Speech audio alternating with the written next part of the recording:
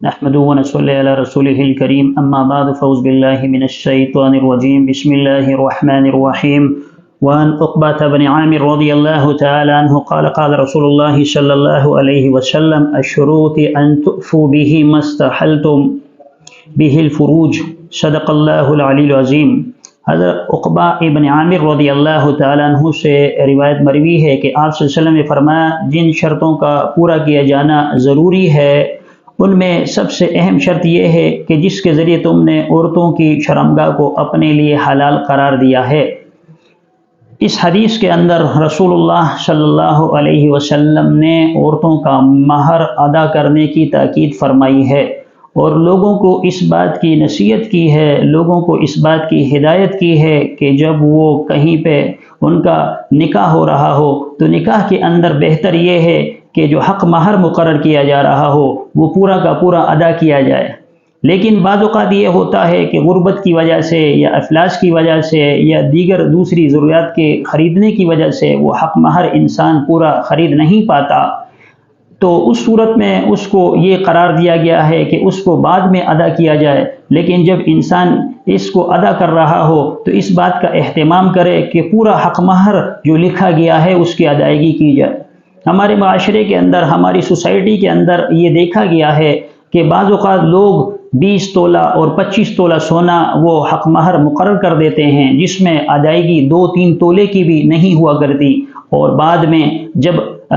پہلی رات یعنی شب زفاف کی رات جب بیوی کے پاس چلتے ہیں تو اس کے سامنے بیٹھ کر رونا دھونا شروع کر دیتے ہیں اور یہ کہتے ہیں کہ خدا کے لیے جو حق مہر لکھا گیا ہے اس میں میرے ساتھ آسانی کی جائے، اس میں میرے ساتھ نرمی برتی جائے، یعنی وہ حق مہر معاف کرانے کی کوشش کی جاتی ہے۔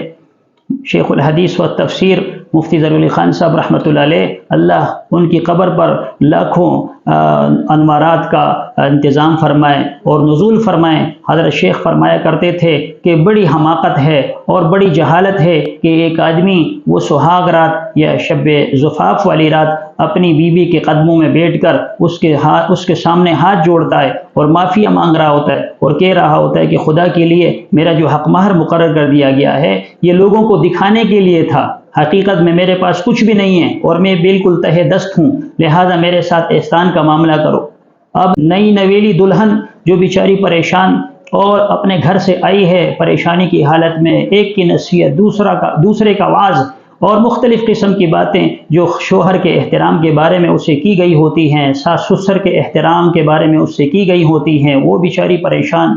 اور یہ سوچنے پر مجبور ہوتی ہے کہ کیا کیا جائے، یعنی حق مہر کس طرح معاف کیا جائے۔ اگرچہ وہ اس پر خوش بھی نہیں ہوتی لیکن شوہر کی ناراضگی کی وجہ سے، شوہر کی خفگی کی وجہ سے وہ حق مہر اس پر معاف کرا دیتی ہے، حالانکہ رسول اللہ صلی اللہ علیہ وسلم نے فرمایا کہ یہ جو حق مہر ہے یہ عورت کا مل کے بضاعہ کی عوض دیا جاتا ہے، یعنی عورت کی جو شرمگاہ ہے اس کو استعمال کرنے کی عوض اللہ تبارک و تعالیٰ نے یہ حق مہر مقرر کیا ہے۔ تو جب تم کسی شخص سے کوئی چیز لیتے ہو تو کیا تم اس کے پیسے پورے نہیں دیا کرتے، یا اس کے پیسے جو تم نے ادھار لیے ہوتے ہیں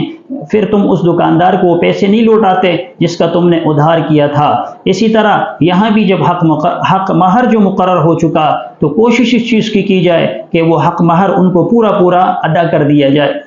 کیونکہ اس سے کسی انسان کی حق تلفی ہوتی ہے، اس سے انسان کو ایذا پہنچتی ہے کہ جو مہر مقرر کیا گیا اس کے اندر انسان دھوکے سے کام لے، انسان فراڈ سے کام لے، اور ایسی حالت کے اندر جب نئی نویلی دلہن ہوتی ہے اس کے سامنے آہ و بکا کی جائے اور اس کے سامنے یہ کہا جائے کہ میں مفلس ہوں، میں غریب ہوں، تو پہلے سے انسان جو حق مہر جو شرعی ہے اس کو مقرر کر دیا جائے کہ بعد میں پریشانی نہ ہو، بعد میں